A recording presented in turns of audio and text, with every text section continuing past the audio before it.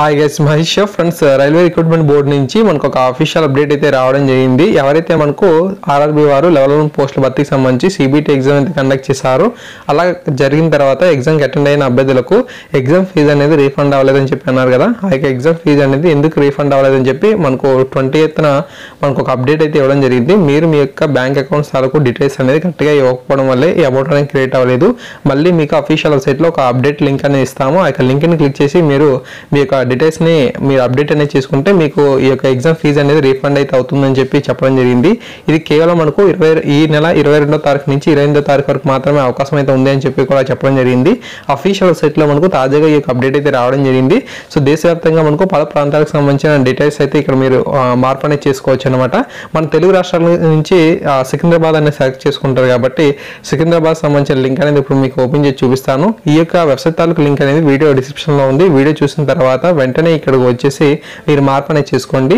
Present నా దగ్గర registration number కానీ ఇతర క్యాండిడేట్ సంబంధించిన ఇన్ఫర్మేషన్ తెలియదు. ఓకే, సో జస్ట్ మీరు ఎలా లాగిన్ అవ్వాలో చెప్తాను. ఇక్కడ మీ యొక్క రిజిస్ట్రేషన్ నెంబర్ అనేది ఎంటర్ చేయాలి.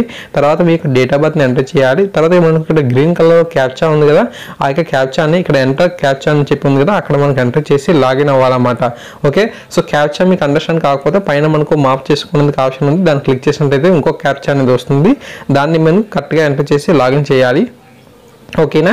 సో ఈ విధంగా మీరు లాగిన్ అయిన తర్వాత మీ యొక్క బ్యాంక్ డీటెయిల్స్ అనేవి మార్పు అనేది చేసుకోవాల్సి అయితే ఉంటుందన్నమాట. ఓకే, సో చాలామంది ఇంటర్నెట్ సెంటర్లకు వెళ్ళిన తర్వాత అక్కడ ఒకే బ్యాంక్ అకౌంట్ మీద చాలామందికి కూడా మనకు మనీ పేమెంట్ చేసి ఉంటారు. సో అలా చేయడం ద్వారా ఏంటంటే ఆర్ఆర్బీ వారు అమౌంట్ అనేది సెండ్ అనేది చేయట్లేదంట. సో ప్రతి ఒక్క అభ్యర్థికి సంబంధించి వేరువేరుగా అకౌంట్లు అనేవి ఉండాలి. ఓకే, సో మీ యొక్క బ్యాంక్ అకౌంట్కి మీ పేరే ఉండాలి.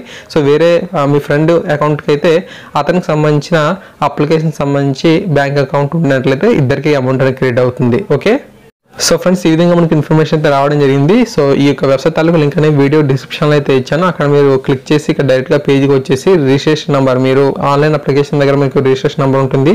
ఆ నెంబర్ని డేట్ ఆఫ్ బర్త్ని క్యాప్చర్ ఎంటర్ చేసి లాగిన్ అయిపోయింది. తర్వాత మీకు మీ యొక్క బ్యాంక్ డీటెయిల్స్ అనేది ఎంటర్ చేయమంటుంది.